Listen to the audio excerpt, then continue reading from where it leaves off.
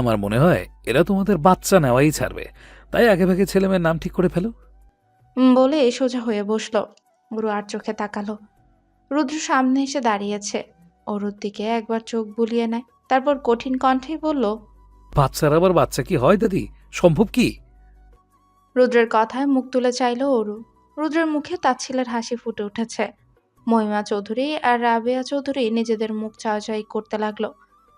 নাতির কথার অর্থ বুঝতে না পেরে মহিমা চৌধুরী জিজ্ঞেস করলেন। কি বলতে চাচ্ছিস রুদ্র? রুদ্র মুচকি এসে বলল, তোমার নাতির বউ এখনো ঠিক করে নিজেকেই সামলাতে পারে না, সে আবার বাচ্চাদের কিভাবে সামলাবে? জোরে বাতাস হলে নিজে উড়ে যাবে। অরুর মুখ শক্ত হয়ে উঠল। দাঁতে দাঁত চেপে বিথির দিকে তাকালো। বিথি একবার রুদ্র আর একবার অরুর দিকে তাকাচ্ছে। অরুর কঠিন চাহনি দেখে বিথি ঢোক গিলল। রুদ্র আর কারো কথা শোনার জন্য অপেক্ষা করলো না, বেরিয়ে গেল বসার ঘর থেকে। রুদ্র বেরোতে অরু পেছন ফিরে ওর যাওয়ার দিকে নজর দিল, আবার ঘাড় ঘুরিয়ে রাগান্বিত চোখে বলল, দেখছো আপি, তোমার ভাই আমাকে কিভাবে বলল আমি নাকি নিজেকে সামলাতে পারি না, বাতাসের এক টানে নাকি উড়ে যাব। নিজের বউকে এইভাবে কেউ বলে? বিধি অরুকে শক্ত করে ধরে শান্ত করার চেষ্টা করছে। রাগে লাল হয়ে উঠেছে।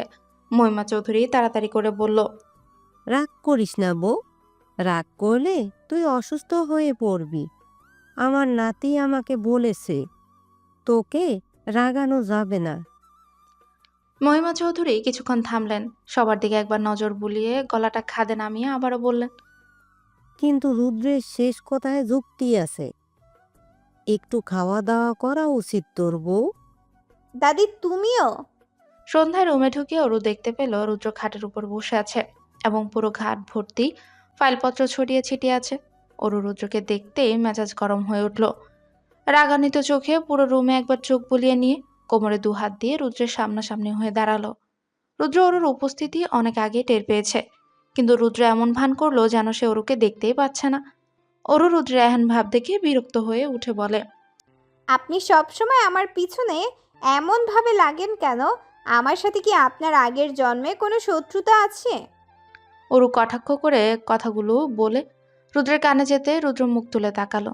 অরুর রাগান্বিত মুখ দেখে রুদ্রের মুখে শান্ত হাসি ফুটে ওঠে। হাতের ফাইল খাটের উপর রেখে উঠে দাঁড়ায়। অরুর কাছে এসে দাঁড়ালো, অরুর কোমর জড়িয়ে ধরে আর অরু দাঁতের উপর দাঁত চেপে বলল, আমাকে ছাড়ুন, এত জোরে ধরেছেন আমি তো উড়ে চলে যাব। অরু খোঁচা মেরে বলল। রুদ্র খিলখিল করে হেসে উঠল। অরুর সামনের চুলগুলো কানের কাছে গুজে দিয়ে বলল, সরি সোনা, বাট আমি একটা মিথ্যা কথা বলিনি। বাচ্চা নেওয়ার মতো বয়স বা স্বাস্থ্য কোনোটাই তোমার নেই। কিন্তু অরু কিছু একটা বলতে যাবে, কিন্তু রুদ্র থামিয়ে দেয়। অরুকে জড়িয়ে নেয় নিজের বুকের সাথে, মাথায় হাত বুলিয়ে দিতে দিতে বলল, তুমি আমার জন্য সবচেয়ে আগে। বাচ্চাদের নিয়ে ভাবতে আমি চাই না, এবং তুমিও এই চিন্তা করো না। সময় হলে সব হবে, সময় হলে সব হবে। বলে অরু মাথায় চুমু দিল। অরুর রাগ যেন এক নিমিষে জল হয়ে গেল। রুদ্রকে জড়িয়ে ধরল, কিন্তু মনে একটু যেন আক্ষেপ থেকেই গেল, যা রুদ্রকে বলতে পারল না। অরুর বাচ্চা অনেক পছন্দ। যখন মহিমা চৌধুরী অরুর ছেলে মেয়ে নিয়ে কথা বলছিল, তখনই ভেবেছিল রুদ্রকে বলবে সে বাচ্চা নিতে চায়, কিন্তু রুদ্রর কথায় যেন সে কথাই বলতে পারল না আর। দমে গেল এক মুহূর্তে, কিন্তু একদম নিরাশ হয়ে গেছে তাও নয়। রুদ্রের একটা কথা তার ভীষণ ভালো লেগেছে। তুমি চলো আমাদের সাথে। দেখতে দেখতে সময় চলে গেল। আগামীকাল ঢাকায় ফিরবে চৌধুরীরা। মহিমা চৌধুরীর মন ভীষণ খারাপ। তিনি চাচ্ছেন ছেলেমেয়েরা যেন আরো কয়েকটা দিন থাকে, কিন্তু সেটা সম্ভব নয়। আদনান সাহেবের অফিসের কাজ পেন্ডিং পড়ে রয়েছে। ঢাকায় ফিরে সেসব কাজ গুছিয়ে তুলতে হবে। এর মধ্যে অরুর হঠাৎ শরীরটা বেশ খারাপ হয়ে পড়েছে। ঢাকায় যেয়ে অরুকে ডাক্তার দেখাতে হবে। তোহানও চট্টগ্রাম যেতে হবে। সব মিলিয়ে চৌধুরীরা কাল ভোরবেলায় রওনা হচ্ছে। বললাম আর কয়েকটা দিন থেকে যা, তা তো শুনবি না। মন খারাপ করে বলল মহিমা চৌধুরী। রুদ্র দাদির কথা শুনে বলে। মহিমা চৌধুরী রুদ্রের কথা শুনে মুখ বাঁকিয়ে বলল, তোর দাদা আমারে ছাড়া চলতে পারে না, আর তিনি এই বাড়ি রেখে ঢাকায়ও যাওয়ার মানুষও যায় কিভাবে বল? দাদির কথা শুনে রুদ্র বসা অবস্থা থেকে উঠে দাঁড়ালো। দাদিকে পেছন থেকে জড়িয়ে ধরে আদরি গলায় বলল, তাহলে আমরা আবার আসবো। ওর একটু সুস্থ হোক, ডাক্তার দেখাই, ওকে নিয়ে আমি আসবো, কথা দিচ্ছি। সত্যি? ওরু মেয়েটা কি লক্ষ্মী, মেয়েটা তোকে কত পাল্টিয়ে দিয়েছে, মেয়েটাকে কখনো কষ্ট দিস না। বলে রুদ্রের কপালে আলতো করে আদর করে দিল। রুদ্র হেসে মাথা নাড়িয়ে সায় দিল। ঢাকায় বাড়িতে পৌঁছাতে পৌঁছাতে দুপুর গড়িয়ে বিকেল হয়ে গেছে।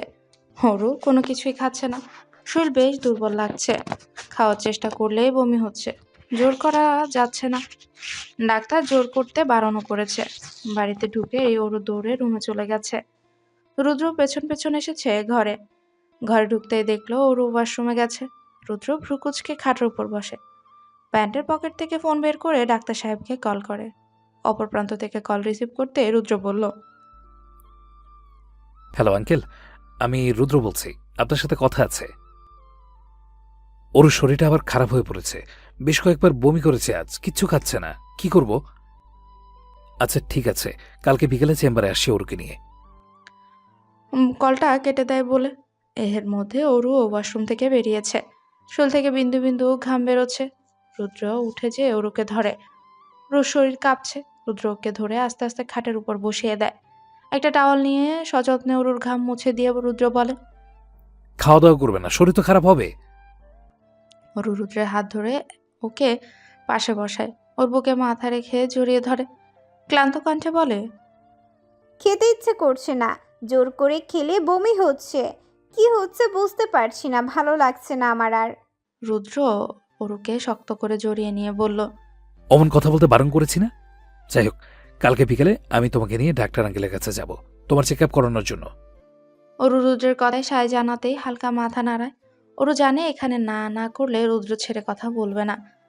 বেশ কিছুক্ষণ রুদ্রের বুকে মাথা গুজে পড়ে রইল ওরু। রুদ্র আস্তে করে মাথা টিপে দিচ্ছিল। জামা কাপড় পাল্টাতে হবে।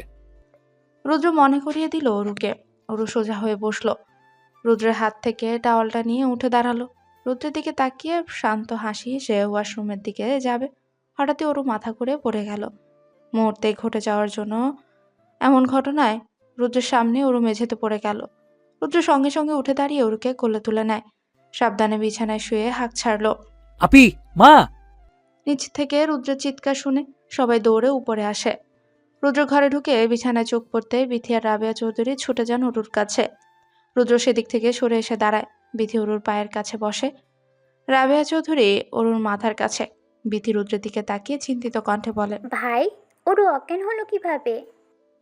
রুদ্র ফোনের দিকে তাকিয়ে স্থির কণ্ঠে জবাব দিল, জানি না, একটু আগ পর্যন্ত ভালোভাবে কথা বলছি, ফ্রেশ হতে ওয়াশরুমে যাবে, এমন সময় সেন্সলেস হয়ে পড়ে। আমি ডাক্তার আঙ্কেলকে কল করছি। বলে ফোনটা কানে ঠেকায়। ডাক্তার এসেছে। অরুর জ্ঞান এখনো ফেরেনি। ডাক্তার অরুকে খুঁটিয়ে খুঁটিয়ে দেখছে। ঘরে সবাই নিস্তব্ধ হয়ে কোণে দাঁড়িয়ে আছে। সবার কপালেই চিন্তার ফাঁজ। রুদ্র দেয়ালের সঙ্গে সেটে আছে। চোখে মুখের চাহনি কঠিন ও রুক্ষ। ভেতরে কি চলছে দেখে কেউ বলতে পারবে না। বেশ অনেকক্ষণ ধরে ডাক্তার অরুকে দেখার পর একটা ইঞ্জেকশন দেয়। তারপর সবার দিকে তাকিয়ে হাসি হাসি মুখ করে বলে, তোমরা সবাই এত চিন্তা করো কেন? ডাক্তার সাহেব এহেন কথা সবার দিকে ভ্রু কুঁচকে যায়। বিধি সামনে এগিয়ে এসে বলে, আঙ্কেল, আপনি কি বলতে চাইছেন? ওরও ঠিক আছে তো? ডাক্তার সাহেব বিধিকে মিষ্টি একটা হাসি উপহার দিয়ে উঠে দাঁড়ায়। রুদ্র কাছে এসে ওর কাঁধে হাত দিয়ে বলল, congratulation bro, you are great, 2 baby 1 father. Doctor সাহেবের শেষ কথা যেন সবার হুঁশ কেড়ে নিল। রুদ্র পাথরের ন্যায় তাকিয়ে রইল ওর দিকে। বাকিরা সবাই নিজেদের দিকেই চোখাচোখি করছে। বিধি আস্তে করে তার মায়ের কাছে যেয়ে দাঁড়ায়। রাবেয়া চৌধুরীর দিকে বড় বড় করে তাকিয়ে বলল, মা, তুমি দাদি হতে চলেছ। রাবেয়া চৌধুরী হুঁশ যেন মেয়ের কথায় ফিরল। একগাল হাসি ফুটল মুখের চাহনি এমন, যেন তার এখনো বিশ্বাসই হচ্ছে না পুরো বিষয়টা। রাবেয়া চৌধুরী মেয়েকে শক্ত করে জড়িয়ে ধরে উৎসাহিত কণ্ঠে বলল, দুজনই এবার নাচতে শুরু করবে। ডাক্তার সাহেব তা দেখে বলেন, এই তো হাসি ফুটছে। বলে রুদ্রের দিকে তাকালো। রুদ্র আগের মতোই তাকিয়ে আছে। ডাক্তার সাহেব কি ভাবলেন? একটা দীর্ঘশ্বাস ফেলে তিনি রুদ্রের কাঁধে পুনরায় হাত দিয়ে বলল, কিছু টেস্ট লিখে দিচ্ছি, কালকে আরুকে নিয়ে যেয়ে হসপিটালে টেস্ট করিয়ে নিও। রুদ্র কোনো প্রতিক্রিয়া দেখালো না। ডাক্তার সাহেব আদনান সাহেবের সাথে হাত মিলিয়ে বাইরে চলে গেল। তোহান রুদ্রের কাছে যেয়ে দাঁড়ায়। রুদ্র একবার সেদিকে তাকিয়ে বাইরে চলে গেল। তোহান আর আদনান সাহেব বিথি এবং রাবেয়া চৌধুরীর মতো খুশি হতে পারছে না। তারা পরিস্থিতি বুঝতে পারছে। রুদ্র মোটে এই ব্যাপারটা পছন্দ করছে না। ওর সবেমাত্র জ্ঞান ফিরেছে। সে এখনো কোনো কিছুই জানে না। বিথি এবং রাবেয়া চৌধুরীর উৎসাহ দেখে ওরও একটু ভ্যাবাচাকা খেচ্ছে। জ্ঞান ফেরার পর থেকে ওরু রুদ্রকে দেখেনি, কাউকে জিজ্ঞেস করতে পারছে না, সবাই সবার মতোই ব্যস্ত। রাবেয়া চৌধুরী কখন থেকে যেন কারো ফোনে কথা বলছে, ঘরের এক কোণে দাঁড়িয়ে। বিথিও ফোনে কার সাথে মেসেজ করছে। ওরু আতশোয়া হয়ে বসে, বিথির দিকে তাকিয়ে কৌতূহলী কণ্ঠে জিজ্ঞেস করে, আপি কিছু কি হয়েছে? তোমরা এত খুশি কেন? আর বাকিরা কোথায়? বাকিরা বলতেই অরু রুদ্রকে বোঝাচ্ছে। বিথি হাতের ফোন এদিকে রেখে অরুকে জড়িয়ে ধরে। অরুর গাল দুটো আলতো হাতে বুলিয়ে দিয়ে বলল, খুশি হব না? তুমি আমাদের এত বড় খুশির খবর দিয়েছো, খুশি তো হতেই হবে। মানে? ওরও বিথির কোনো কথা আর আগামাথা বুঝতে পারছে না। জিজ্ঞাসু দৃষ্টিতে তাকিয়ে আছে। রাবেয়া চৌধুরী ফোনে কথা শেষ করে অরুর পাশে এসে বসে। অরুর মাথায় যত্ন করে হাত বুলিয়ে দিয়ে কপালে চুমু দিয়ে বলল। রাবেয়া চৌধুরী মুখে একগাল হাসি, অরু যেন বিস্ময়ে চরম পর্যায়ে পৌঁছে গেছে। বড় বড় চোখ করে বিথি আর রাবেয়া চৌধুরীর দিকে বারবার তাকাচ্ছে, কোনো কথাই ফুটছে না মুখে। অরু টের পেল ওর দেহখানা আবারও কাঁপছে। শুধু তফাৎ এটা খুশির কারণে হচ্ছে। অরু মনের অজান্তে চোখের কোণ বেয়ে গড়িয়ে পড়ল পানি। অরু শক্ত করে রাবেয়া চৌধুরীকে জড়িয়ে ধরে আর ফুপিয়ে উঠল। কান্নাটা খুশির। বিথি আর রাবেয়া চৌধুরী ওকে থামালো না। প্রত্যেকটা মেয়ের প্রথম প্রেগনেন্সির এমন অনুভূতি তৈরি হয়, তখনই মনে হয় এর থেকে বড় কোনো প্রাপ্তি এ জীবনে হয় না। এখন স্বাভাবিক। অরুর ঠোঁটের কোণ থেকে যেন খুশি সরছে না, তার নাচতে ইচ্ছে করছে। থেকে থেকে সে নিজের পেটে হাত বুলাচ্ছে। এত খুশির মধ্যে অরু রুদ্রকে দেখতে না পেয়ে কিছু একটা আন্দাজ করতে পেরেছে। খুশি যেন নিমিষে জল হয়ে উঠল। রুদ্র কেমন প্রতিক্রিয়া দেখাবে শরীর হঠাৎ কেঁপে উঠে। পাশ থেকে বিথি ওকে জড়িয়ে ধরে। অরু ঘামছে। বিথি সেদিকে তাকিয়ে উৎকণ্ঠা গলায় বলে, কি হয়েছে অরু? তুমি এত ঘামছো কেন? গরম লাগছে? অরু খপ করে বিথির হাত ধরে নিচের ঠোঁট ভিজিয়ে বলল। তোমার ভাই জানে সব? বিথি যেন এবার সব বুঝতে পারল। সত্যি তো, তার ভাই এই সংবাদ শোনার পর থেকে একটা বারের জন্য এই ঘরে আসেনি। কোথায় গেছে? তার স্বামী আর বাবাই বা কোথায়? বিথি আলতো করে হ্যাঁসূচক মাথা নাড়ায়। অরু ঠোঁট কামড়ে বালিশের সাথে হেলান দেয়। দীর্ঘশ্বাস ছেড়ে নিজের পেটে হাত রাখলো। তার সন্তানকে তার বাবা ভালোবাসবে না? রুদ্রের তর্জনী এবং মধ্যম আঙ্গুলের মাঝে জ্বলছে সিগারেট। রাস্তার মোড়েই রুদ্র আর তোহান বসে আছে। তোহানের হাতেও রয়েছে সিগারেট। বাড়ির থেকে অনেক দূরে রয়েছে। দুজনের মুখে কোনো কথা নেই। এই রাস্তায় তেমন মানুষজন বা গাড়ি চলে না, এক প্রকার খালি রাস্তা। খবরদার, তোমাকে খুশি করতে পারিনি জানি, কিন্তু নিস্তব্ধতা ভেঙে কথা বলল তোহান। রুদ্র ঘাড় ঘুরে স্থির দৃষ্টির তাকায় তোহানের পানে। শান্ত গলায় জিজ্ঞেস করলো, কিন্তু কি? তোহান রুদ্রের কাজ ঘেঁষে বসলো, কাজ শক্ত করে ধরে বলল, আরুর জন্য খুশি হয়ে যাও। তোমার বোন আমাকে ফোন করেছিল, জিজ্ঞেস করছিল আমরা কোথায়, আর আরু নাকি অনেক খুশি, এত বেশি খুশি হয়েছে যে কান্নাকাটি করছে। বলে হাসার চেষ্টা করলো। রুদ্র এরকম ভাবে স্থির চোখে তাকিয়ে আছে। কোনো ভাবান্তর হয়েছে বলে তো মনে হয় না। রুদ্র সিগারেটটা এক টান দিয়ে ধোঁয়া ছেড়ে বলল, ওর জন্যই তো আমি খুশি হতে পারছি না দুলা ভাই। মানে? অবাক দৃষ্টিতে তাকিয়ে আছে তোহান। জিজ্ঞেস করে তোহান। রুদ্র হাতের সিগারেটটা রাস্তায় ছুঁড়ে মারে আর উঠে দাঁড়ায়। সঙ্গে তোহানও উঠে দাঁড়ালো। রুদ্র হাঁটতে শুরু করেছে। তোহানও পেছন পেছন হাঁটছে। রুদ্র শীতল কণ্ঠে বলল, ওর শরীরের অবস্থা ভালো না, ডাক্তারের বারণ রয়েছে। ওর উপরে প্রেশার দেওয়া যাবে না, ক্লান্ত করা যাবে না, সাবধানে রাখতে হবে। দিনে 14 বার অজ্ঞান হয়ে পড়ে।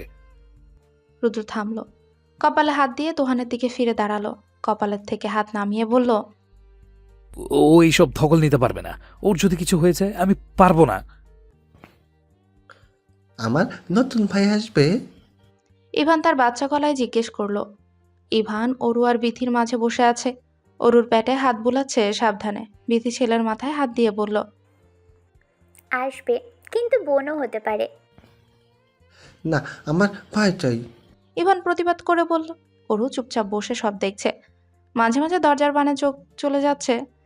রুদ্র কোথায় জানতে খুব ইচ্ছে করছে অরুর। বিথিকে দিয়ে কল করিয়েছিল তোহানকে। তোহান শুধু বলেছে, আমি এখন রুদ্রর সাথে বাইরে রয়েছি, রুদ্রর মুড অফ, পরে কথা বলছি।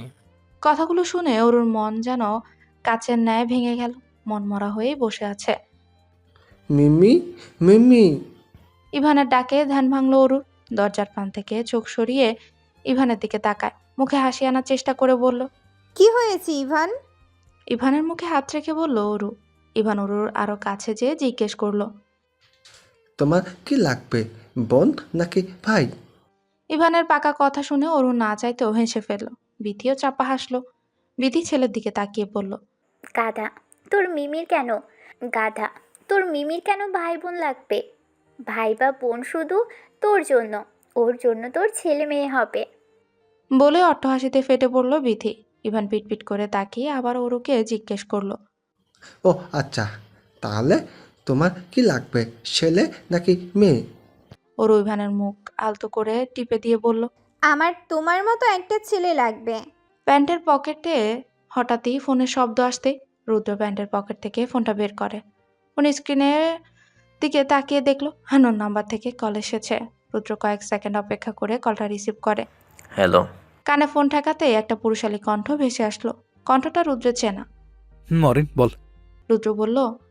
গুড নিউজটা কি শুনলাম? স্বাভাবিক কণ্ঠে বলল অরিন। কোনো রকম উৎসাহ খুঁজে পাওয়া গেল না।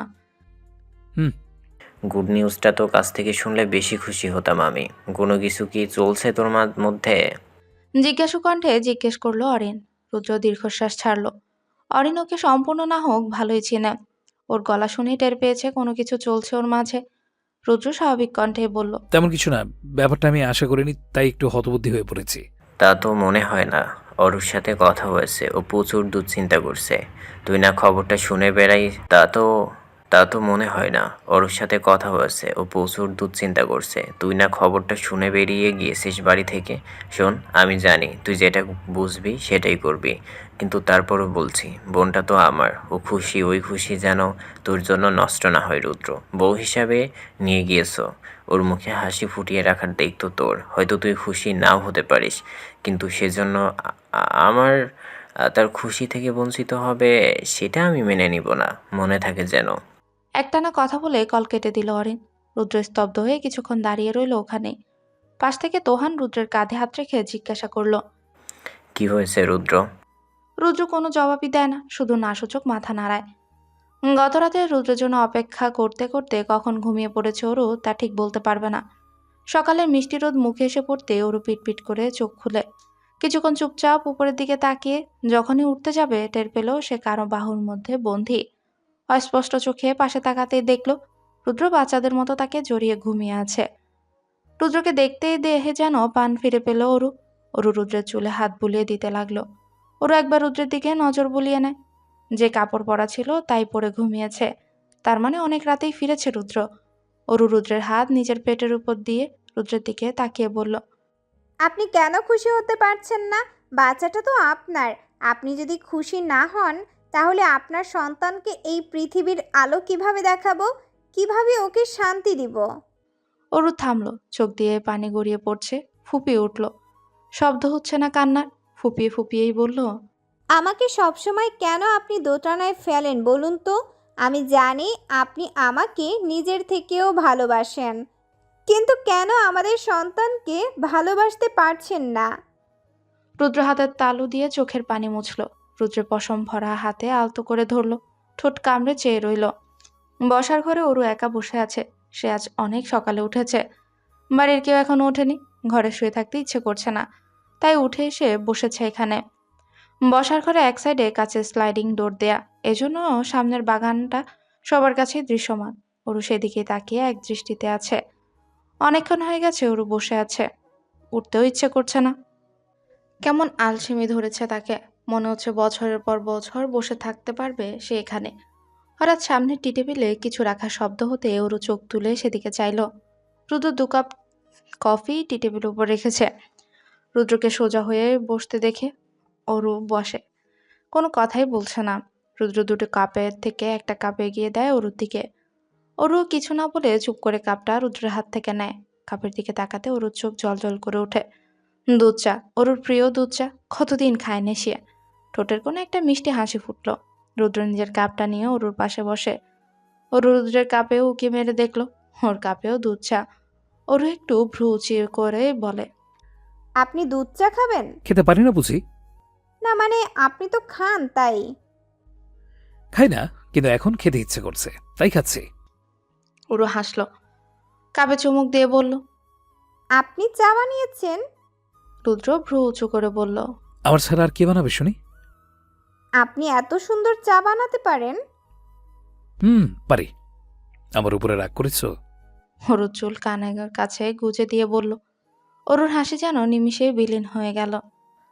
অরু রুদ্রের প্রশ্নের কোনো উত্তর দিল না, মুখ ঘুরিয়ে বসল। রুদ্র দীর্ঘশ্বাস ছাড়ে।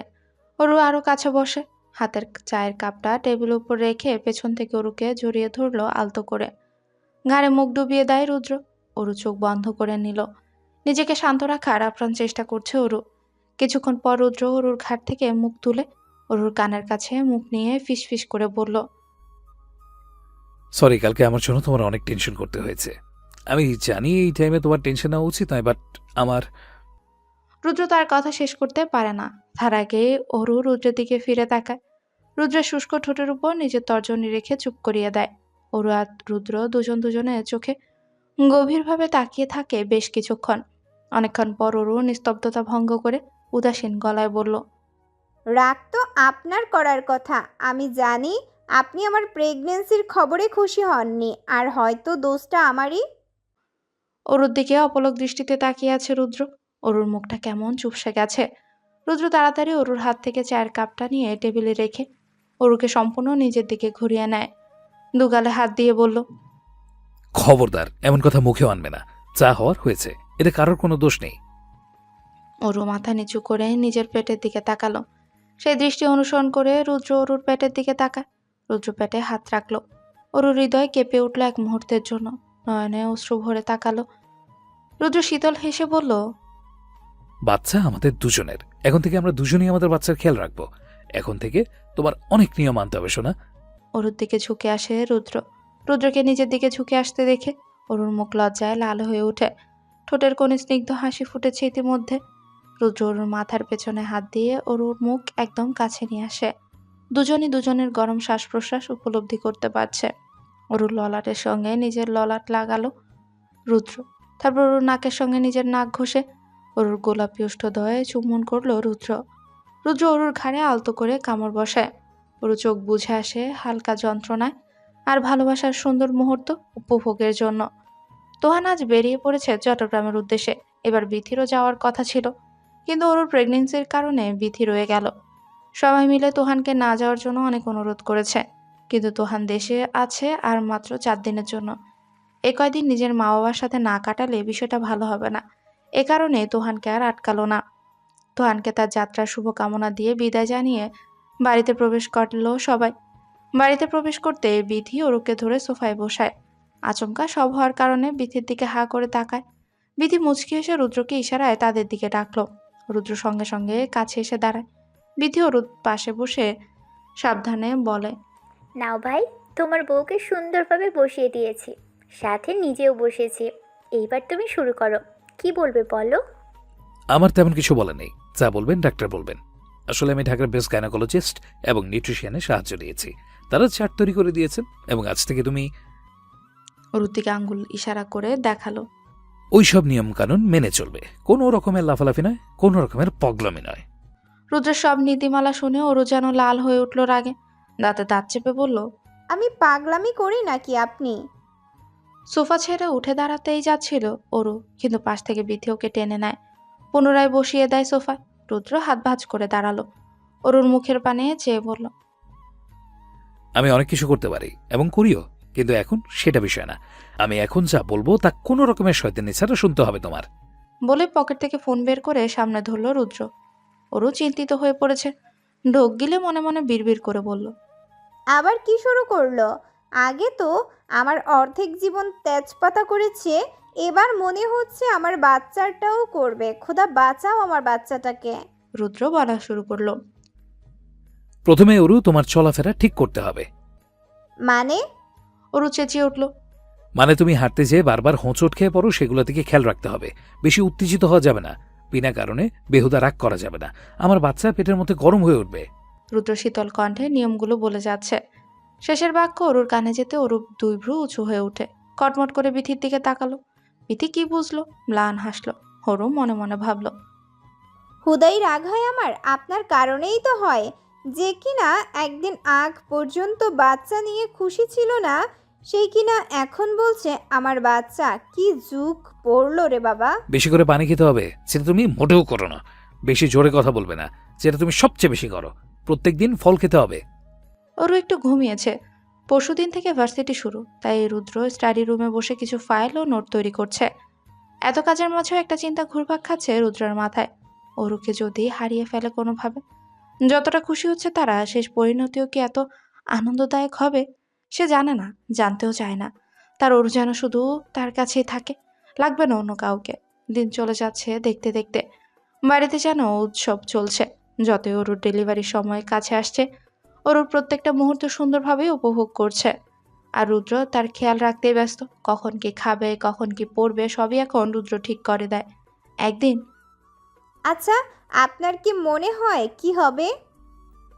মানে? রুদ্র ভ্রু কুঁচকে তাকালো। অরু চোখ বড় বড় করে বলল, মানে ছেলে চান নাকি মেয়ে? যাই হোক, সুস্থভাবে হোক, এটাই শুধু চাই। শান্ত কণ্ঠে উত্তর দিল রুদ্র। অরু মাথা নাড়িয়ে তাড়াতাড়ি বলল যে কোনো একটা বলুন। অরু। বলতেই হবে? জিজ্ঞেস করলো রুদ্র। অরু জোরে জোরে মাথা নাড়ায়। রুদ্র কিছুক্ষণ চুপ করে নিচের দিকে তাকিয়ে রয়, তারপর বলে, আমি মেয়ে চাই। কেন? উত্তেজিত হয়ে জিজ্ঞেস করলো অরু। কেন কি?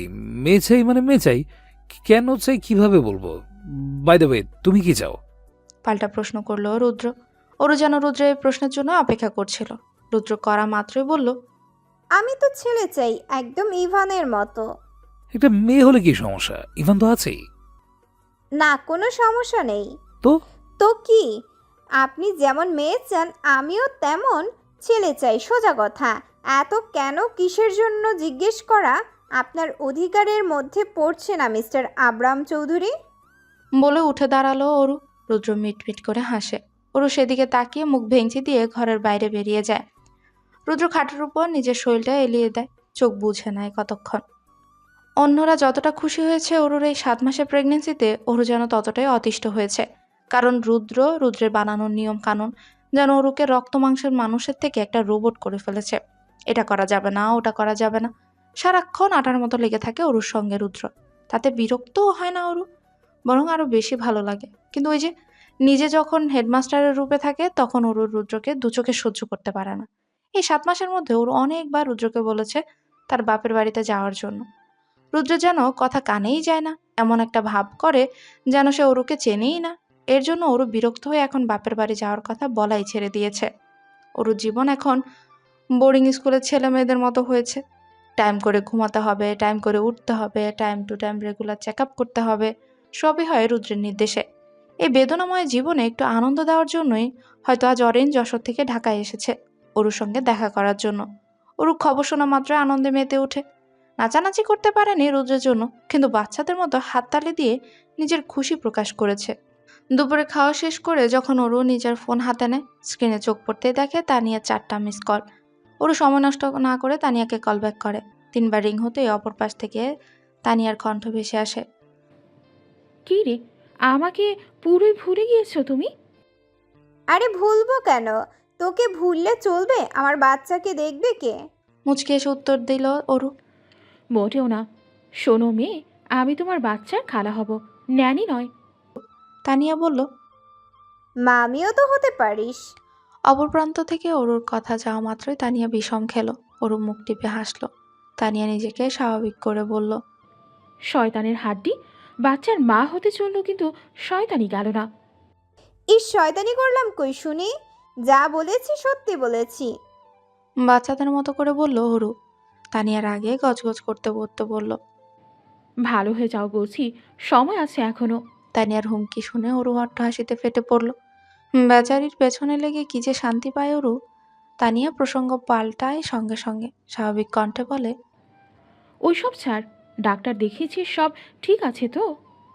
অরুর হাসি মুহূর্তেই থেমে গেল। স্বাভাবিক কণ্ঠে কিন্তু গম্ভীরে বলল, এমনি সব ঠিক আছে, কিন্তু ডাক্তার বলেছেন বাচ্চা অনেক দুর্বল। আলট্রাসোনোগ্রাম করেই ওইটাই বলেছেন ডাক্তার। তাহলে তো পুষ্টির অভাব। তানিয়া বলল, জানি না রে, সবই তো খাই, টাইম টু টাইম যা করার সবই করি, তারপরেও কেন যে বাচ্চা আমার দুর্বল তাও বুঝতে পারছি না, আমার খুব চিন্তা হচ্ছে। কণ্ঠস্বর একদম নরম তুলোর মতো হয়ে ওঠে অরুর। তানিয়া বুঝতে পারলো অরুর মন খারাপ হয়ে এসেছে। সে সান্ত্বনা দেওয়ার স্বরে বলে, চিন্তা করিস না অত, তোর ছানার মধ্যে তোর আর রুদ্র স্যারের ডিএনএ দৌড়াচ্ছে। তোর কি মনে হয় এত সহজে হাল ছাড়বে তোর ছানা? তানিয়ার কথা শুনে অরু না চাইতেও হেসে ফেলে। চিন্তামুক্ত না হলেও মনের মধ্যে অবস্থান হওয়ার কথা অস্তিত্ব যেন একটু হলেও কমেছে। বিকেল গড়িয়ে সন্দেহ হয়ে এসেছে। অরিন সবেমাত্র চৌধুরী বিলাতে পা রেখেছে। অরু ভাইকে দেখে ভীষণ খুশি। অরিন হাত মুখ ধুয়ে সঙ্গে সঙ্গে নিজের বোনের কাছে যেয়ে বসে। অরুর পেট এই 7 মাসে অনেকটা বড় হয়ে গেছে, কিন্তু তাই বলে যে সে মোটা হয়েছে তেমন নয়। শরীরে বিন্দুমাত্র মেদ নেই অরুর। বোনের এহেন অবস্থায় যেন অরিন ভেতর থেকে কেঁপে উঠল। বাইরে কিছু প্রকাশ করলো না, কিন্তু হাসি মুখে অরুর গাল দুটি স্পর্শ করে বলল। কেমন আছিস বনু? অরু এক গাল হাসি নিয়ে বলে, ভীষণ ভালো আছি, কিন্তু কিন্তু কি? বোনের কণ্ঠস্বর ভালো ঠেকালো না অরিনের কাছে। অরু ভাইয়ের হাত খামচে ধরে বলল, কিন্তু বাচ্চা কেমন আছে তা জানি না। অরুর মুখ কেমন নিভে আসলো। অরিন বোনকে নিজের সঙ্গে জড়িয়ে নিল, মাথায় হাত বুলিয়ে দিতে দিতে বলল, সেও ভালো আছে বনু, অত টেনশন নিলে সে অসুস্থ হয়ে পড়বে। অরুকে বুঝ দিয়ে বলল, কিন্তু তার মনও যে মানছে না। অরু এবং অরুর বাচ্চা ভালো নেই। অরিন মনে মনে ঠিক করলো রুদ্রের সঙ্গে এই বিষয়ে কথা বলবে। রুদ্র এখনো ভার্সিটি থেকে ফিরেনি। অরিন অপেক্ষা করছে রুদ্রের সঙ্গে অরুর এই বিষয়ে কথা বলার জন্য। রুদ্র লোহার গেট পেরিয়ে বাড়ির সামনে অরিনের সঙ্গে মুখোমুখি হলো রুদ্রের। বেশ অবাক হলো রুদ্র। সে জানতো অরিন আজ আসবে, কিন্তু সে এটা জানতো না অরিন একান্ত তার স্বাগতমের জন্যই বাড়ির বাইরে অপেক্ষা করবে। অরিন চোয়াল শক্ত করে রুদ্রের সামনে দাঁড়িয়ে আছে। রুদ্র স্বাভাবিকভাবেই জিজ্ঞেস করলো, কখন এলি? 1 ঘন্টা তো হয়েছে। গম্ভীর কণ্ঠে উত্তর দিল অরিন। কি জিজ্ঞেস করবি কর। রুদ্র অরিনের কাজ শক্ত করে চেপে বলল। রুদ্র বুঝতে পেরেছে অরিন তাকে কিছু জিজ্ঞেস করার জন্য এখানে দাঁড়িয়ে তার জন্য অপেক্ষা করছে। অরিন দীর্ঘশ্বাস ছেড়ে বলল, তোর বউয়ের অবস্থা দেখছিস, কঙ্কাল হয়ে যাচ্ছে তো দিন দিন, খেয়াল রাখিস একটুও। রুদ্রের হাতের মুঠো শক্ত হয়ে গেল। তার ভালোবাসা নিয়ে প্রশ্ন যেন সে বিন্দুমাত্র সহ্য করতে পারে না। অরুকে যে সে নিজের সবটা দিয়ে ভালোবাসে, তার অন্তরে শুধুমাত্র একটা প্রতিধ্বনি বাজে, শুধুই অরু আর অরু। অরুকে সর্বত্র খেয়াল করে। ভার্সিটিতে যায় ঠিকই, কিন্তু ওর প্রত্যেকটা মুহূর্তের খোঁজ খবর রুদ্রের নখদর্পণে থাকে। কেন এই বেলায় আমার বউ? জিজ্ঞেস করলো রুদ্র। আমার বোন বললে তো আবার তোর গায়ে লাগবে, তাই। মুচকি হেসে উত্তর দিল অরিন। রুদ্র পাল্টা মুচকি হেসে বলল, ডাক্তারকে দেখানো হয়েছে, তিনি বলেছেন ওর এমন অবস্থায় ডেলিভারির পরেই ঠিক হবে। শুধু বলেছেন চোখে চোখে রাখতে হবে। ডেলিভারির ডেট দিয়েছে? প্রশ্ন করলো অরিন। ডাক্তার বলেছেন 1 মাস পর যে কোনো ডেট করে নিলেই হবে। আমাদের খুশি। জবাব দিল রুদ্র। এই, তোমরা বাইরে কি করছো? ভিতরে আসো। হঠাৎ একটা মেয়েলি কণ্ঠস্বর ভেসে আসতেই দুজন একসঙ্গে দরজার দিকে তাকায়। বিধি বাড়ির মুখ্য দরজার সামনে দাঁড়িয়ে ওদের ডাকছে। রুদ্র আর অরিন একবার দুজনের মুখ চেয়ে বাড়ির দিকে পা বাড়ালো। উৎসাহিত কণ্ঠে অরুকে খাওয়াতে খাওয়াতে বললেন রাবেয়া চৌধুরী। তার মুখে খুশির আভা স্পষ্ট। অরু এখন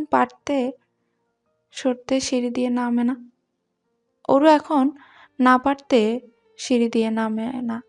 ওঠানামা করতে গেলে অরু ভীষণ হাঁপিয়ে যায়। তখন মনে হয় প্রাণটা যেন বেরিয়ে যাচ্ছে শরীর থেকে। তাই দিনে 2 বারের বেশি নিচে যায় না অরু। খাওয়া দাওয়া সব ব্যবস্থাই উপরে করা হয়েছে। কখনো কখনো রাবেয়া চৌধুরী খাইয়ে দেন, তো কখনো বিথি। মাঝে মাঝে নিজের হাত ব্যবহার করে অরু। আজও তার ব্যতিক্রম নয়।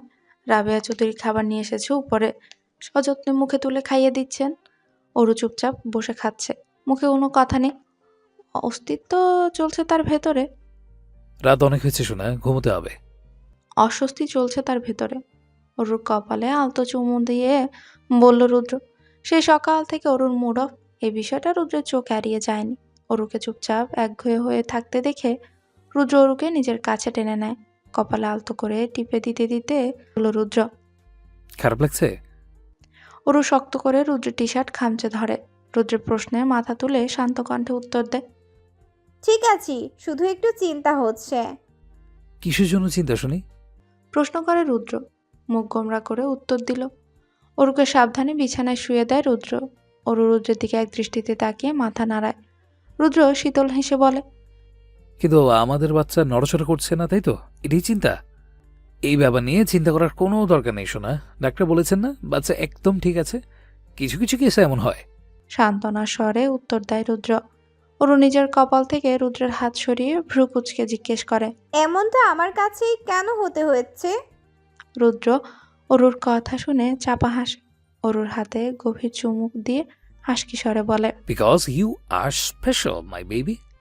বলে অরুর নাকের সঙ্গে নিজের নাক ঘষে আবারও বলে, এখন ঘুমোতে হবে, বেশ রাত হয়েছে সোনা। কিন্তু অরু কিছু বলতে যাচ্ছিল, কিন্তু রুদ্র অরুর ঠোঁটে তর্জনী লাগিয়ে তাকে চুপ করিয়ে দেয়। রুদ্র অরুর কপালে চুমু দিয়ে বলে, আর কোনো কিন্তু নয়, এখন ঘুমো। অরু এবার কোনো রকমে প্রতিবাদ করলো না। রুদ্রের কথা মতো চোখ বন্ধ করে নেয়।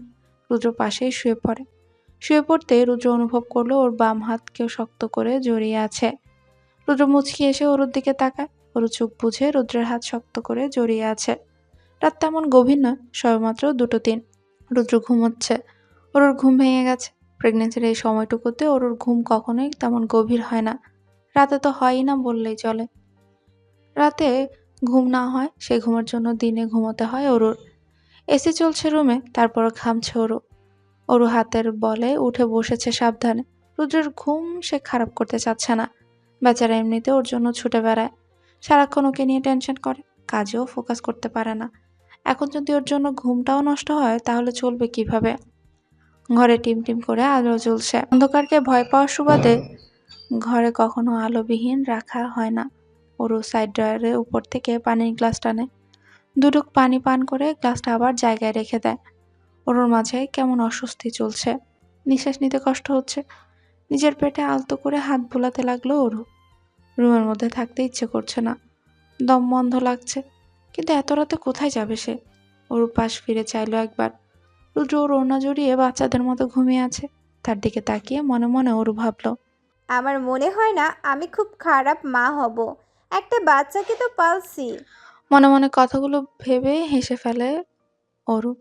রুদ্রকে দেখলে অরু যেন অন্য পৃথিবীতে চলে যায়, সেটা সে আজ অনুভব করলো। তার কষ্টের কথা নিমিষে তার মস্তিষ্কের বাইরে চলে গিয়েছিল। রুদ্রের দিকে চেয়ে থাকার মুহূর্তে অরু রুদ্রের কপালে আলতো করে চুমু দিয়ে সাবধানে উঠে দাঁড়ালো। শরীর দিয়ে পানি বেরোচ্ছে। অরু নিজেকে শান্ত করার জন্য জোরে জোরে নিঃশ্বাস নিল। আস্তে করে ব্যালকনিতে যাওয়ার জন্য স্লাইডিং ডোরের কাছে এসে দাঁড়ালো। একবার পেছনে ফিরে রুদ্রকে পর্যবেক্ষণ করে কোনো রকম শব্দ ছাড়া অরু স্লাইডিং ডোর স্লাইড করে ব্যালকনিতে প্রবেশ করে। ব্যালকনিতে শান্ত মৃদু বাতাস বইছে। অরু যেন হাফ ছেড়ে বাঁচল। অরু মন ভরে নিঃশ্বাস নিয়ে রেলিংয়ের কাছে যেয়ে দাঁড়ায়। নিজের পেটের দিকে তাকিয়ে হেসে বলল, এখন একটু ভালো লাগছে বাবা। জানি রে, তোর ভিতরে থাকতে অনেক কষ্ট হচ্ছে, আমারও হচ্ছে। আমি বুঝছি তোর দম বন্ধ হয়ে আসছে। একটু সহ্য কর, আর বেশি দিন নাই বাবা। তারপর তুই আমাদের সবার মাঝে থাকবি। তোর বাবার কোলে দোল খাবি, দাদির হাতে খাবার খাবি, কোনো চিন্তা করিস না। কথাগুলো বলতে চেয়ে অরুর গলা শুকিয়ে আসলো। চোখের কোনো অশ্রু জমা হয়ে এসেছে। অরু এই অশ্রু জমা হওয়ার কারণ জানে না। হয়তো মা হওয়ার খুশিতে, আর না হয় কোনো খারাপ জিনিস ঘটতে চলেছে, যার সংকেত অরুর অবচেতন মন আগে থেকে ওকে দিচ্ছে। অরু বেশ অনেকক্ষণ ধরে ব্যালকনিতে সময় কাটালো। ব্যালকনিতে থাকা সময়টুকু মন্দ কাটেনি অরুর, কিন্তু আর কতক্ষণ ধরে বসে থাকবে? অরু রকিং চেয়ারে ছেড়ে উঠে দাঁড়ায়। এই রকিং চেয়ার আগে এখানে ছিল না। অরুর প্রেগনেন্সির ঠিক 4 সপ্তাহের মাথায় রুদ্র এই চেয়ারটা এনে দেয় অরুকে। রুদ্র খুব ভালো করে জানে অরু অতি প্রিয় জায়গার মধ্যে ব্যালকনি একটা। একাকিত্ব সময় কাটাতে হলে ব্যালকনি অরু এসে দাঁড়ায়, কিন্তু প্রেগনেন্সির সময় অনেকক্ষণ দাঁড়িয়ে থাকা অরুর জন্য ভালো হবে না। এটা ভেবে এই রকিং চেয়ারটা নিজের ঘরের অতিথি করেছে রুদ্র। অরু নিঃশব্দে ঘরের ভেতর প্রবেশ করে। আস্তে করে স্লাইড করে ডোরটা লাগিয়ে দেয়। রুদ্র এখনো বুঝতেই পারেনি অরু পাশে নেই। অনেক ক্লান্ত হওয়ার কারণে ঘুমটা গাঢ় হচ্ছে রুদ্রের। নাহলে রুদ্র ঠিকই টের পেয়ে যায় অরু পাশে না থাকলে। অরু খাটের উপর বসতে যেয়ে থেমে যায়। কি মনে করে অরু দরজার কাছে যেয়ে দাঁড়ায়। পেটের মধ্যে বাচ্চা নড়ছে। ওরু বুঝতে পারলো ওর সন্তানের খিদে পেয়েছে। ওরু দুবার ভাবলো না, দরজা খুলে বেরিয়ে আসলো বাইরে। লাফিয়ে উঠলেন খাদিজা বেগম। তার সারা শরীর ঘাম ঝরছে, তিনি রীতিমতো হাঁপাচ্ছে। বউকে অমনভাবে চেঁচিয়ে উঠতে শুনে মহিত সাহেবেরও ঘুম ভেঙে ধরাম করে উঠে বসে। বউয়ের দিকে চেয়ে বলল, কি হয়েছে? কোনো খারাপ স্বপ্ন দেখেছো? মহিত সাহেবের প্রশ্নে খাদিজা বেগম আস্তে করে তার দিকে তাকান। সারা শরীর কাঁপছে। তিনি ঢোক গিললেন। ও, একটু একটু ঘুমালে হয়, ঘুমিয়ে পড়ো, বললেন মোহিত সাহেব। বললেন। মহিত সাহেব বউয়ের কথা শুনে হাসেন। খাদিজা বেগমের কাঁধে হাত রেখে বললেন, এইবার বুঝলাম তুমি দুঃস্বপ্ন ওরুকে নিয়ে দেখেছো, এই জন্যই তোমার হঠাৎ মেয়েটাকে নিয়ে টেনশন হচ্ছে। ওই রকম কিছু না, ওরও একদম ঠিক আছে। কিছু হলে তো অরণি আমাদের জানাতো, তাই না? আর আমরাও তো ওর ডেলিভারির টাইমে যাচ্ছি, টেনশন কি? কি বললেন মহিত সাহেব? খাদিজা বেগম মাথা নাড়ান। হয়তো তার স্বামী যা বলেছেন তাই হবে। দুঃস্বপ্ন হয়তো। অরুকে নিয়ে দেখা হয়েছে বলেই তার হঠাৎ অরুকে নিয়ে এত দুশ্চিন্তা হচ্ছে। তিনি নিজের মনকেও একই কথা বোঝাতে চাইলেন, কিন্তু তার মন কিছুতেই যেন মানছে না। মায়ের মন তো। অরু ধীর পায়ে সিঁড়ির কাছে এসে দাঁড়ায়। নিচে যেতে হবে তার। কিচেন থেকে কিছু একটা নিয়ে খেতে হবে, না হলে পেটের মধ্যে মহাভারত অশুদ্ধ হয়ে যাবে। অরু অতি সাবধানে সিঁড়ির প্রথম ধাপে পা দিতেই যাবে। এমন সময় হঠাৎ তার মাথা চক্কর দিয়ে ওঠে। সঙ্গে সঙ্গে দেয়ালের সাথে হেলান দিল। দেয়ালের সাথে সেটে আস্তে আস্তে বসে পড়ে ওরু। হঠাৎ এতটা দুর্বল লাগছে কেন? হয়তো অনেকক্ষণ কিছু না খাওয়ার কারণে, হয়তো অনেকক্ষণ হাঁটার কারণে। ওরু ওখানে বসে রইল কিছুক্ষণ। নিজেকে স্থির করে উঠে দাঁড়ায় সাবধানে। জোরে নিঃশ্বাস নিয়ে এক পা পুনরায় বাড়ালো সিঁড়ির প্রথম ধাপের উদ্দেশ্যে। হ্যান্ডরেল ধরে ধরে সাবধানে পা রাখলো প্রত্যেকটা ধাপে। ইতিমধ্যে ওরু হাঁপিয়ে উঠেছে। রুদ্রকে একবার চেঁচিয়ে ডাকতে ইচ্ছে হলো ওরুর, আর পারছে না সে। খুব কষ্ট হচ্ছে ভেতরে। অস্বস্তিতে যে তীব্র থেকে তীব্রতর হচ্ছে, কিন্তু ফিরে উপরে ওঠার পথ আর কাছে আরো কঠিন। আর মাত্র 3টা ধাপ। ওরু নিজেকে শক্ত করে, নিজেকে বুঝায়। শরীরের সব ভার ছেড়ে দিচ্ছে। এই ভার সম্পূর্ণভাবে ছেড়ে দেওয়ার আগেই নেমে যেতে হবে ওরুর। ওরু হ্যান্ডেল শক্ত করে ধরে নামতে গেলে রুদ্র! তীব্র আর্তনাদের শব্দে রুদ্রের ঘুম ভাঙে। পাশে তাকাতে বুকটা কেঁপে উঠল রুদ্রের। অরু নেই। রুদ্র নিজের হাতের দিকে তাকায়, সেখানে জড়িয়ে আছে অরুর লাল ওড়নাটা। রুদ্র আর এক বিন্দু সময় নষ্ট না করে দৌড়ে সিঁড়ির কাছে এসে থমকে দাঁড়িয়ে যায়। রুদ্রের সারা শরীর হিমশীতল হয়ে আসে। অরু মেঝেতে লুটিয়ে পড়েছে, যন্ত্রণায় ছটফট করছে। এর মধ্যে অরু চিৎকারের শব্দে বাড়ির সবাই ছুটে এসেছে বাইরে। রুদ্র নিজের হুঁশ ফিরে পেতে অরুর কাছে নেমে আসে। অরুর মাথা উঁচু করে ধরে। অরু নিঃশ্বাস নিতে পারছে না, মুখ দিয়ে শ্বাস টানছে। বিথি অরুকে দেখে চেঁচিয়ে উঠে ভাইয়ের পাশে এসে বসে। অরিন যেন সিঁড়ির কাছে বরফ হয়ে দাঁড়িয়ে আছে। রাবেয়া চৌধুরী আর আদনান সাহেব নিজেদের ঘর থেকে বেরিয়ে এসে দাঁড়ায়। সবার মুখে আতঙ্কের ছাপ। অরু ব্যথায় চিৎকার করে ওঠে। রুদ্র ওকে জড়িয়ে উন্মাদের মতো বলতে লাগলো, অরু, তোমার কিচ্ছু হবে না, কিচ্ছু হবে না। বিথি অরুর পায়ের দিকে তাকায়। তাকাতেই চেঁচিয়ে উঠে বলে, ভাই, ওরুকে হসপিটালে নিতে হবে, ওর জল ভাঙছে। অরিন এত সম্মোহিত হয়েছিল বাস্তবে ফিরতে অরুর কাছে এসে বসে। অরুর শরীরে রুদ্রের কাছ থেকে এক প্রকার ছিনিয়ে নিয়ে গর্জন করে বলল, রুদ্র, তাড়াতাড়ি গাড়ি বের কর, ওকে হসপিটালে নিতে হবে। রুদ্র অরিনের দিকে চেয়ে আর 1 মিনিটের জন্য সময় নষ্ট করলো না। ছুটে বেরিয়ে গেল বাড়ির বাইরে। রাবেয়া চৌধুরী অরুর কাছে এসে বসে, মাথায় হাত বুলাতে বুলাতে বলল, অরু ব্যথায় আর্তনাদ করছে। বিথির হাত শক্ত করে চেপে ধরেছে। ভাইয়ের দিকে তাকিয়ে অস্পষ্ট স্বরে কিছু বলতে চাইল। অরিন বিষয়টা বুঝতে পেরে নিজের কান বাড়িয়ে আনলো অরুর কাম্পান্বিত অষ্টদয়ের কাছে। আমার যদি কিছু হয়ে যায়, তাহলে রুদ্রর কোনো দোষ নেই ভাই। কথাগুলো বলেই ছটফট করতে লাগলো অরু। অরিন মুখ তুলে বনের পাথরের ন্যায় তাকিয়ে থাকলো। রুদ্র ছুটে এসেছে অরুর কাছে। কোনো রকমে বাক্য ব্যয় না করে অরুকে তুলে নেয় কোলে। লম্বা পা বাড়িয়ে বাইরে আসে। পেছনে সবাই। গাড়ির কাছে এসে দাঁড়াতে পেছন থেকে অরিন তাড়াতাড়ি এসে গাড়ির পেছনে দরজা খুলে দেয়। অরুকে শুইয়ে দিতে এই রুদ্রবিতিকে উদ্দেশ্য করে বল, আপনি ওর সাথে বস, আমি ড্রাইভ করব। ড্রাইভিং সিটে যেয়ে বসে। অরিন বসলো রুদ্রের পাশে সিটে। বিথি রুদ্রের কথা মতো ওর সাথেই বসে, ওর মাথা নিজের পায়ের উপর রাখে। রাবেয়া চৌধুরী তাড়াতাড়ি করে বলেন। রুদ্রের চোয়াল শক্ত হয়ে উঠল। গাড়ি স্টার্ট দেয় মুহূর্তে। ভাগ্যক্রমে হসপিটাল চৌধুরী ভিলা থেকে মাত্র 20 মিনিটের পথ। রুদ্র গাড়ি চালানোকালীনই অরুর গাইনোকোলজিস্টকে কল করে অরুর অবস্থার বিষয়ে জানিয়েছে। তিনি অরুকে যত তাড়াতাড়ি সম্ভব হাসপাতালে নিয়ে আসতে বলেছে। উনি হসপিটালেই রয়েছে। অরু প্যাড ধরে চেঁচিয়ে উঠছে। ব্যথায় মেয়েটার সম্পূর্ণ মুখ লাল হয়ে উঠেছে। বিথি ওকে ধরে রেখেছে শক্ত করে আর বলছে, আর একটু ওরু, আর একটু, চিন্তা করো না, তোমার কিছু হবে না। অরিন আর রুদ্র যেন শ্বাস নিতে ভুলে গেছে। তাদের মনে শুধু চলছে অরুকে সারা জীবনের মতো হারিয়ে ফেলার ভয়। হাসপাতালে আসতে আসতে অরু জ্ঞান হারিয়েছে। হসপিটালে সবকিছু প্রস্তুত করা ছিল। রুদ্রদের গাড়ি হসপিটালের মুখের সামনে এসে দাঁড়াতে হসপিটালের দরজার মুখে দাঁড়িয়ে থাকা ওয়ার্ড বয়, নার্স আর ফিমেল নার্সরা স্ট্রেচার নিয়ে ছুটে আসে গাড়ির কাছে। রুদ্র আর অরিন গাড়ি থেকে নেমে পেছন সিট থেকে অজ্ঞান অবস্থায় অরুর শরীরটাকে স্ট্রেচারের উপর রাখে। ওয়ার্ড বয়রা স্ট্রেচার নিয়ে ছুটে ভেতরে। পেছন পেছন 3 জন গেল। অরুর গাইনোলজিস্ট অরুকে ওটিতে নেওয়ার আগে বাইরে একবার চেক করলেন। ওনার মুখে একটা চাপা উত্তেজনা লক্ষ্য করা গেল। তিনি নার্সদের চোখের ইশারায় অরুকে ওটিতে নিয়ে যাওয়ার হুকুম দেয়। নার্সরা অরুকে স্ট্রেচারে ধীরে ধীরে ওটিতে নিয়ে যায়। রুদ্রের চোখের আড়াল হয়ে গেল অরুর মুখখানা। গাইনোকোলজিস্ট রুদ্রের কাছে এসে বলে, আমি আমার যথাসাধ্য চেষ্টা করব রুদ্র, কিন্তু তোমাকে বেশি আশা রাখতে বলবো না। বলেই চলে গেলেন ওটিতে। বিথি কথাটা শোনা মাত্রই মাটিতে বসে পড়ে। অরিন চুপ করে স্থির দৃষ্টিতে তাকিয়ে রইল ডাক্তারের চলে যাওয়ার দিকে। কি বললেন তিনি? আশা না রাখতে? রুদ্র যেন বোবা হয়ে গেছে। কিছু বলতে চাচ্ছে কিন্তু বলতে পারছে না। রুদ্র হাতের মুঠো শক্ত করে আচমকা হসপিটালের সাদা দেয়ালে মেরে বসে। হাত থেকে রক্তপাত শুরু হলো প্রথম আঘাতেই। আঘাত থামলো না, বারংবার নিজ হাত দেয়ালের সাথে আঘাত করতে লাগলো। রাগে সারা শরীর লালচে হয়ে গেছে রুদ্রের। সাথে রইল রুদ্রের গর্জন। রুদ্রের আচমকা এমন প্রতিক্রিয়া বিথি আর অরিন দুজনই থ মেরে গেছে। সাদা দেয়াল এখন রুদ্রের লাল রক্তে রঞ্জিত।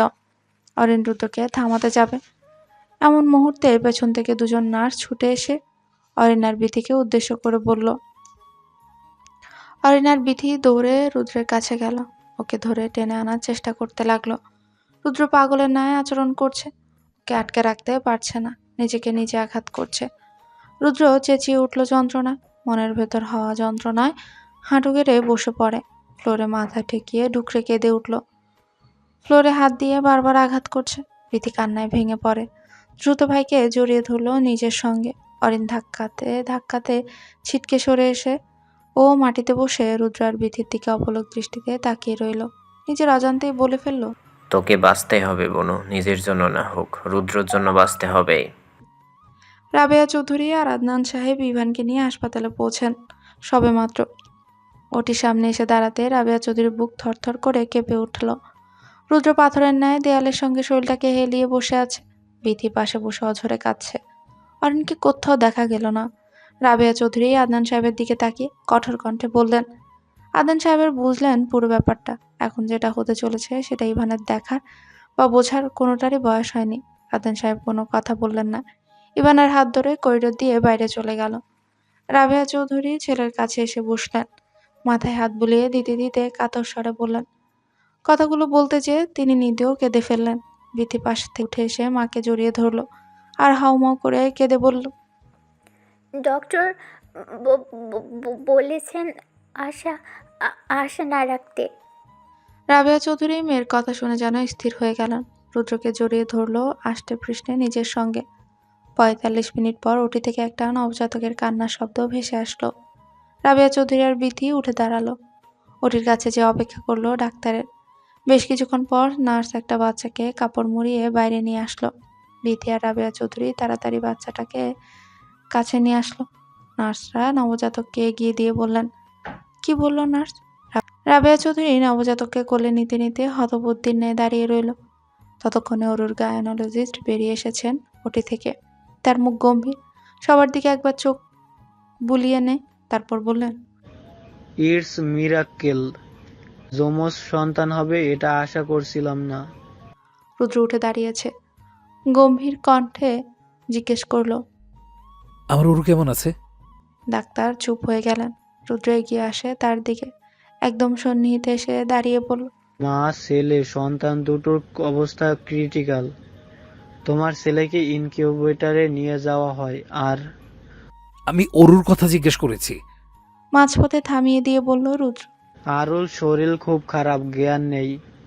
72 ঘন্টার মধ্যে যদি আরুর জ্ঞান না ফিরে আর তোমার ছেলের হার্টবিট যদি স্থাপিত না হয় তাহলে দুজনকে হারাতে হবে, বললেন ডাক্তার।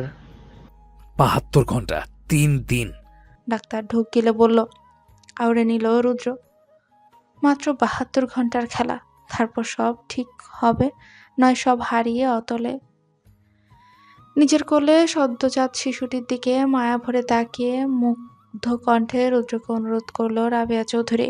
রুদ্র এখনো পর্যন্ত তার নবজাতক কন্যার দিকে দৃষ্টি তাকায়নি।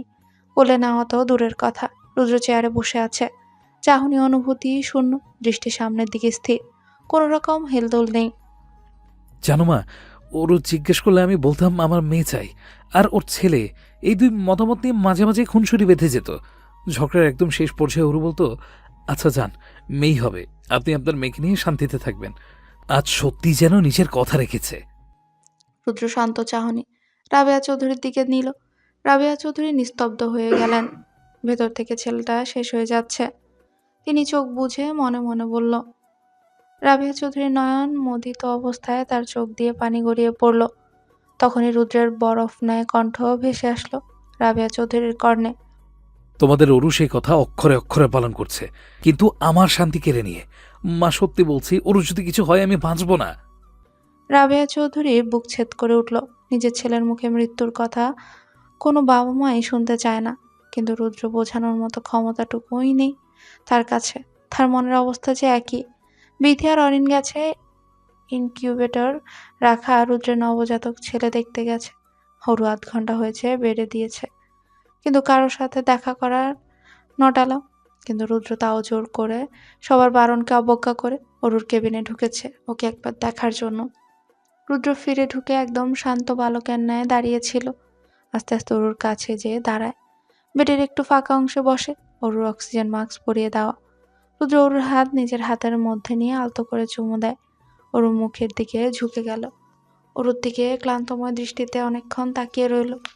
কপালে ভালোবাসার পরশ দিয়ে তার পরপরই উঠে দাঁড়ায় রুদ্র। এক মুহূর্তের জন্য আর দাঁড়ালো না, বেরিয়ে গেল কেবিন থেকে। সবাই ওর আচরণে অবাক হলো বললেই চলে। রুদ্র এত শান্ত আচরণ মোটেও আশা করেনি ওরা। যশোর থেকে খাদিজা বেগম আর মোহিত সাহেব চলে এসেছেন খবরটা পাওয়া মাত্রই। এসে বিথির মুখে সব কথা শুনে খাদিজা বেগম কান্নায় ভেঙে পড়েন। একাধারে কান্নাকাটি করতে লাগলেন। পরিস্থিতি এমন এক পর্যায়ে পৌঁছে গেছে ব্যাপারটা যে খাদিজা বেগম জ্ঞান হারিয়ে পড়ে। নিজের একমাত্র মেয়ের এমন পরিণতি যেন মেনে নিতে পারছেন না। মোহিত সাহেবও কাঠ হয়ে গেছেন মেয়ের খবরটা শুনে। তার হঠাৎ মনে পড়ল গত রাতেই তো তার স্ত্রী দুঃস্বপ্নের কথা বলেছে। তিনি কতবার করে বলেছিলেন ওরও কোনো বিপদে আছেন নাকি, তিনি উড়িয়ে দিয়েছিলেন। কিন্তু এখন সেই দুঃস্বপ্নই যে বাস্তব হয়ে উঠেছে। হসপিটালে অরুর কেবিনের সামনে সব নিস্তব্ধ। অরিন দেয়ালের সঙ্গে গা হেলিয়ে দাঁড়িয়ে আছে। চেহারাতেই বোঝা যাচ্ছে সে সম্পূর্ণ বিধ্বস্ত। তার আর বাঁচার ইচ্ছে নেই। রুদ্র সে যে বেরিয়েছে এখনো ফিরেনি, তাকে ফোনেও পাওয়া যাচ্ছে না। কোথায় গেছে, কি করছে, কোনো খবর পাওয়া যাচ্ছে না। সবাই এখন রুদ্রকে নিয়ে ভাবতে পারছে না। সবার মন মস্তিষ্কে বিরাজ করছে একমাত্র অরু। সবার দোয়া এখন একটাই, অরুর জীবন। ওর জীবন শেষ হয়ে যাওয়া মানে সঙ্গে সবার জীবন শেষ হয়ে যাওয়া। অরুকে ছাড়া যে তারা বিন্দুমাত্র চলতে পারবে না, তার আজ ক্ষণে ক্ষণে টের পাচ্ছে। 72 ঘন্টা হতে আর 2 ঘন্টা বাকি। অরু বা রুদ্রের ছেলের অবস্থা কোনো উন্নতি হয়নি। সবাই যেন হাল ছেড়ে দিয়েছে এক প্রকার, বিধ্বস্ত অবস্থা। এই 3 দিনে যে কেউ কোনো রকম নিদ্রাতে যেতে পারেনি। চোখের নিচে না ঘুমিয়ে থাকার প্রমাণ হিসেবে কালশেটে পড়ে গেছে। খাওয়া দাওয়া যেন দূরের কথা, সবাই কান্নায় ভেঙে পড়েছে। আর যেন তারা পারছে না। রুদ্র সবার মাঝে কেমন সবচেয়ে স্বাভাবিক লাগছে। কোনো কষ্ট, কোনো দুঃখ যেন তার মাঝে লক্ষণীয় নয়। সে স্বাভাবিকভাবেই সবাইকে পর্যবেক্ষণ করছে, যেমনটা সে করে থাকে। সবাই বেশ অবাক হচ্ছে বললেই চলে। রুদ্র যে এই 3 দিন কতবার তাদের অবাক করেছে তা গুণে প্রকাশ করার এই মুহূর্তে সম্ভব নয়। রুদ্র এখনো পর্যন্ত তার কন্যাকে একটা বারের জন্য দেখা নাই। এর জন্য বেশ রাগ হয়েছে খাদিজা বেগমের। তার মেয়ের চিহ্ন তাকে একটাবারের জন্য চোখের দেখা দেখলো না। এটা কি ওর জন্য রুদ্রের ভালোবাসা? তোমার মরা কান্না যদি হয়ে থাকে তাহলে থামো এবার। রুদ্র হিম কণ্ঠে যেন সবার কানকে তালা লাগিয়ে দিল। সবাই এক দৃষ্টিতে তাকিয়ে রইল রুদ্রের দিকে, শুধুমাত্র অরিন ছাড়া। অরিন আগের মতোই গম্ভীর চাহনি নিয়ে বসে আছে। রাবেয়া চৌধুরী উঠে দাঁড়িয়ে রুদ্রের কাছে এলো। রুদ্রের গায়ে হাত বুলিয়ে বলল, আমার বউ মারা যায়নি যে তোমরা তার জন্য শোক পালন করবে। আমি একজনের চোখ থেকে যদি পানি বেরোতে দেখি তাহলে তোমরা আমার আসল রূপ দেখবে। ছেলের দিকে রাবেয়া চৌধুরীর গলা শুকিয়ে আসলো। তিনি ছোট্ট করে ঢোক গিলে নিজের জায়গায় যেয়ে বসলেন। নিজের অনুভূতিকে যথাসাধ্য নিজের মধ্যে রাখার চেষ্টা করলেন সবাই। কেউ রুদ্রকে রাগাতে চায় না, তাও এমন মুহূর্তে যেখানে যখন তখন যে কোনো কিছু হয়ে যেতে পারে। হঠাৎ একজন নার্স ছুটে যেতে লাগলো ইনকিউবেটর রুমের দিকে। সবাই বসা থেকেই উঠে দাঁড়ায়। বিথি আর অরিন ছুটে গেল সেদিকে। কি হলো ওখানে?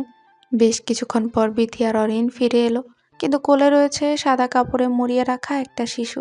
তার কান্নার শব্দে যেন পুরো করিডোর মুখরিত হয়ে পড়ছে। সবাই ছুটে গেল, শুধু দাঁড়িয়ে রইল রুদ্র অরুর কেবিনের দিকে চেয়ে। এক্ষুনি হয়তো অরুও ডাকবে তাকে। 72 ঘন্টা পুরো হয়ে গেছে, আরো 1 ঘন্টা হয়ে গেছে। ডাক্তার ছোটাছুটি লাগিয়ে দিয়েছে অরুর কেবিনে। নিস্তব্ধতা বিরাজ করছে কোনো এক ভালো খবরের জন্য। সবার নজর এখন অরুর কেবিনের দিকে। রুদ্র এগিয়ে এসে দাঁড়ায় কেবিনের মুখের সামনে। তখনই কেবিনের দরজা ঠেলে ডাক্তার বেরিয়ে আসলেন স্বাভাবিক মুখে। অরিন অতি আগ্রহে বলল, তোকে বাঁচতেই হবে বোনু, নিজের জন্য না হোক রুদ্রর জন্য তো বাঁচতে হবেই। হঠাৎ থেমে গেলেন পেছন থেকে একটা নার্সের আওয়াজে। এই কথাটা কানে যেতেই ডাক্তার দৌড়ে ভেতরে ঢুকলেন। সবার মনেই যেন আশার কিরণ উকি মেরেছে। অরিন রুদ্রের কাছে এসে দাঁড়ায়, ওর হাত চেপে ধরল।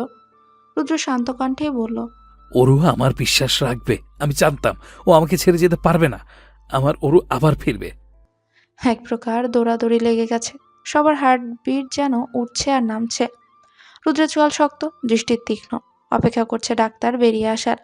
অপেক্ষার অবসান ঘটিয়ে ডাক্তার বেরিয়ে আসে, মুখে এক তৃপ্তির হাসি। রুদ্রের ঠোঁটের কোণে মুচকে হাসি ফুটেছে ইতিমধ্যে। ডাক্তার রুদ্রের সামনে এসে দাঁড়িয়ে অভিবাদন জানিয়ে বলল, 3 দিনে যে কয়বার মিরাক্কেল হলো সেটা ভাবার। কংগ্রাচুলেশন, তোমার আরও তোমার কাছে ফিরে এসেছে, কোথাও যায়নি। বলে মিষ্টি করে হাসলেন। ওনার কথা শোনা মাত্রই যেন ওখানে উৎসব শুরু হয়ে গেল। অনেকক্ষণ অনেক কিছু নিয়ে কথা হলো সবাই। ওরুকে দেখতে চাইলে ডাক্তার বললে, ওকে এখন ঘুমের ঔষধ দেওয়া হচ্ছে, 5 ঘন্টা ঘুমাবে, তারপর আপনারা দেখা করতে পারবেন। আরও ঘুমোবে? নিরাশ হয়ে বলল বিথি। তার দিকে তাকিয়ে সবাই হেসে পড়ল। ডাক্তার রুদ্রের দিকে তাকিয়ে ইশারা করে, সাইডে যেতে বলল বুঝি। রুদ্র একটু সরে আসে সবার কাছ থেকে। একটা কথা বলার ছিল। কি? প্রশ্ন করলো রুদ্র। আরও আর মা হতে পারবে না। রুদ্র ভ্রু চিয়ে উঠে হাত ভাঁজ করে বলল, আর লাগবেও না। 2টাকে জন্ম দিতে যেয়ে নিজে উপরওয়ালার কাছে যাওয়ার উপক্রম হয়েছিল। 3 নাম্বার নিলে পুরো শেষ। রুদ্রের সেন্স অফ হিউমার দেখে ডাক্তার নিজেই খিলখিল করে হেসে ওঠে। 5 ঘন্টা পর ওর জ্ঞান ফিরেছে 10 মিনিট হয়েছে। 3 দিন মৃত্যুর সঙ্গে যুদ্ধ করে ফিরেছে সে। তার থেকে বড় যুদ্ধ এখন কেউ না। তার থেকে বড় যোদ্ধা এখন আর কেউ না। শুকিয়ে কাঠ হয়ে গেছে। নার্সরা ওকে কিছু খাইয়ে দিয়েছে। এখন পালা সবার সাথে দেখা করার, নিজের সন্তানের সঙ্গে দেখা করার। ওরও এখনো জানেই না ওর যমজ সন্তান হয়েছে। কিছুক্ষণ পর কেবিনে রুদ্র প্রবেশ করে, চোখ মুখ কঠিন। রুদ্রকে দেখে যেন আরো কুঁচকে গেল অরু। ঢোক গিলল, মুখে হাসি ফোটানোর চেষ্টা করলো। রুদ্র পাশে এসে বসে। অরু আস্তে করে রুদ্রের হাত ধরে। রুদ্র ওর দিকে ঝুঁকে আসে। দুজনের মধ্যে কোনো বাক্য ব্যয় হলো না। দীর্ঘ সময় দুজন দুজনের দিকে তাকিয়ে রুদ্র আলতো করে অরুর ঠোঁটে চুমু দেয়। অরুর মুখে যেন একবারে তেজ ফিরে আসলো। রুদ্র অরুর চোখে নেশালো দৃষ্টিতে তাকালো। অরু শান্ত কণ্ঠে বলল, আমাদের বাচ্চাকে দেখেছো? কি হয়েছে, ছেলে না মেয়ে? রুদ্র মুচকে হাসলো। অরুর হাত আঁকড়ে ধরে বলল, বাচ্চা না, বাচ্চাদের নাম। মানে? মানে আমাদের যমজ হয়েছে সোনা। কি? চেঁচিয়ে উঠল অরু। রুদ্র চাপা হেসে বলল, অরুকে চেপে ধরে বলল, নাও এখন নাম ভাবো। বলল অরু। রাবেয়া চৌধুরী দুজনকে কোলে নিয়ে হাসতে হাসতে বলল, রুদ্র আর অরু ঘরে এসেছে। অরুর পেছন থেকে জাপটে ধরল রুদ্র। ঘাড়ে মুখ গুজে দেয় রুদ্র। অরু রুদ্রের হাত খপ করে চেপে ধরে, ঘাড়ে আলতো করে কামড় বসিয়ে দেয় রুদ্র। অরু পর মুহূর্তেই হালকা চেঁচিয়ে ওঠে। অরুকে নিজের দিকে ফিরিয়ে ঠোঁটের সাথে ঠোঁট দেয়। তারপর বেশ কিছুক্ষণ দুজনকে আলিঙ্গন করে রাখে। আর কখনো আমাকে ছেড়ে চলে যাওয়ার কথা ভাববেও না। করব না, কিন্তু একটি ইচ্ছে জাগছে মনে আমার। অরু মুখ ফুলিয়ে বলল। কি? জিজ্ঞেস করলো রুদ্র। আমার না আরেকটি সন্তানের ইচ্ছে হচ্ছে। রুদ্র অগ্নিদৃষ্টিতে তাকায়। অরু মুচড়ে গেল। অরুকে ফের নিজের সাথে লাগিয়ে শান্ত কণ্ঠে বলল। আর খবরদার কোনো বাচ্চার কথা বললে কর্ণের নিচে মারবো, বেয়াদব মেয়ে। আমার কোনো বাচ্চা চাই না, একবারেই কোটা পূরণ হয়ে গেছে। আর নয়, আমার আর কাউকেই লাগবে না। আমার শুধু তোমাকে প্রয়োজন, শুধুই তুমি, শুধুই তুমি। অরু রুদ্রকে শক্ত করে জড়িয়ে ধরে। অরু রুদ্র অনুভূতি বুঝতে পারল। সে পায়ের আঙ্গুলের উপর ভর দিয়ে রুদ্রের কানের কাছে যাই ফিসফিস করে বল। আমার জন্য শুধুই তুমি, শুধুই তুমি। আর কখনোই ছেড়ে যাব না। আমি আপনাকে কখনোই ছেড়ে যাব না। ভালোবাসি, অনেক অনেক ভালোবাসি। দুজনের চোখেই পানি। রুদ্র অরুর কোমর জড়িয়ে পুনরায় নিজের ভালোবাসায় ডুবিয়ে নিল। অরু রুদ্রের চুল আছড়ে দেয়। এই ভালোবাসার ক্ষণ কখনোই যেন শেষ হবে না। এই ভালোবাসার বন্ধন কখনোই যেন শেষ না হয়। দুই প্রিয় দুজনকেই পেয়ে গেছে। দুজনের প্রেমের একটাই মন্ত্র, শুধুই তুমি। রুদ্র আর অরু লাভবার্ডদের মতো, একজন ছেলে গেছে আরেকজনের ছেড়ে চলে যায়। তারা একে অপরের জন্যই তৈরি। রুদ্র আর অরু তাই। তাদের প্রেম দীর্ঘায়ু হোক। ইতি রুদ্রায়ু।